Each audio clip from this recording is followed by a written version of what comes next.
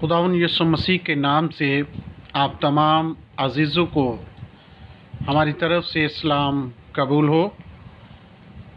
जनाब, हम खुदावंद के नाम से और उसके फजल से इस हालेलुया टेलीविज़न की बदौलत हम आज खुदावंद के कलाम को मुतारफ़ कराना चाहते हैं कि खुदावंद का कलाम हमारी ज़िंदगी के लिए किस तरह ज़रूरी है और किस तौर पर हमें खुदावंद के कलाम को समझने की ज़रूरत है। क्योंकि खुदावंद के कलाम में लिखा है लूका 10 बाब और उसकी 2 आयत में, फसल तो बहुत है लेकिन मज़दूर थोड़े हैं, इसलिए फसल के मालिक की मिन्नत करो कि अपनी फसल काटने के लिए मज़दूर भेजें। आज 2000 साल गुज़र जाने के बाद जब हम खेत पर नज़र डालते हैं तो पकी हुई फसल के लिए मज़दूर आज भी थोड़े ही हैं। हम इसी तौर पर आज खुदावंद का शुक्र करते हैं कि खुदावंद ने हमें ये विज़न दिया कि हम इस चैनल को शुरू करें कि हालेलुया टेलीविज़न इसी मकसद के लिए तैयार किया गया है कि हम खुदावंद के कलाम के तौर पर कि खुदावंद के कलाम को दूर दराज तक, जहां खुदावंद के खादम नहीं पहुंच सकते, वहां तक हमारी आवाज़ पहुंच सके। तो इसी सिलसिले में आज हम पहले चैप्टर को हम शुरू करेंगे और समझेंगे कि बाइबल मुक़द्दस खुदा का कलाम और खुदा की ख़ास किताब है। आज हम इस पर गौर करेंगे कि ये कैसे लिखी गई, क्यों लिखी गई, इसका मकसद क्या है। इन तमाम बातों पर आज हम बाखूबी गौर करेंगे और खुदावंद के कलाम को हम शुरू करते हुए हम खुदावंद का कलाम को शुरू करेंगे। कलाम खुदा बाइबल मुक़द्दस खुदा की ख़ास किताब है। ये दिगर आम कुतब की मानद नहीं बल्कि माकूफ़े अलफ़ितरत है। उसे मुख्तलिफ़ लोगों ने अल्हाम के ज़रिए पाक रूह की मदद से लिखा। अगर हम देखना चाहें तो तीमुथियुस 3 बाब और उसकी 16 आयत में लिखा है, और बाइबल मुक़द्दस दुनिया की सबसे ज़्यादा बिकने वाली किताब है।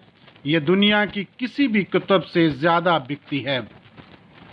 दुनिया की किसी भी किताब का तर्जुमा इतनी ज़बानों में नहीं हुआ जितना कि बाइबल मुक़द्दस का हुआ है।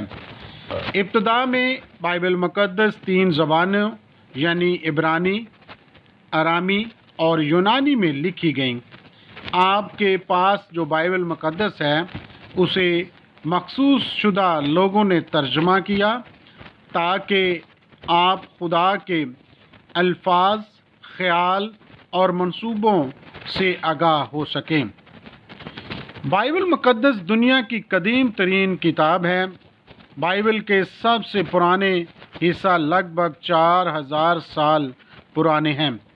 इसके बावजूद ये दुनिया की जदीद तरीन किताब भी है, क्योंकि उसमें हम ज़िंदगी के बहुत बड़े बड़े सवालों का जवाब हासिल करते हैं।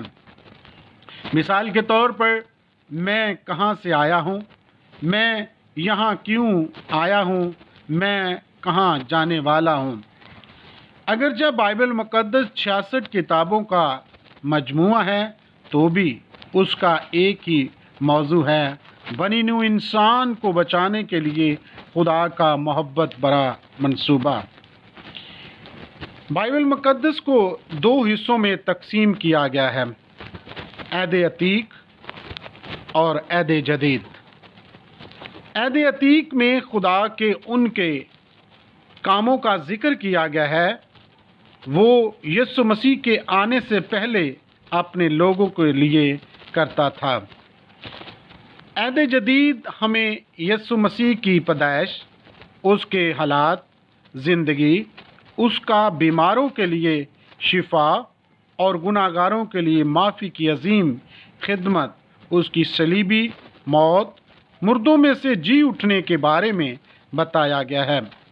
نئے عہد نامہ میں اس بات کا بھی ذکر ہے یسوع کے جی اٹھنے کے بعد جو لوگ اسے ملنے ان کے ذریعے شفا اور معافی کا کام جاری رہا۔ یسوع مسیح کے شاگردوں کے ذریعے بڑے بڑے معجزے ہوتے تھے کیونکہ اس نے ان سے ایسا ہی کہا تھا۔ جو لوگ یسوع مسیح کے جی اٹھنے کے بعد اسے ملنے ان کی تعلیمات ہمیں نئے عہد نامے میں موجود خطوط کے ذریعے ملتی ہیں۔ عہد جدید کا نصف حصہ انہی خطوطوں پر مشتمل ہے جو کہ یسوع کے جی اٹھنے کے 50 سال کے اندر اندر ضبط تحریر میں لائے گئے۔ ان کا شکر کرتے ہیں کہ ہم نے آج خداوند کے کلام کے بارے سیکھا کہ خداوند کے کلام کو کس طرح تحریر کیا گیا اور اس کا کیا مقصد ہے۔ ہم کل پھر خداوند کے کلام میں سے سیکھیں گے کہ بائبل مقدس کا مطالعہ کیوں کیا جائے اور کس طرح کیا جائے اور کلام خدا کا مقصد کیا ہے۔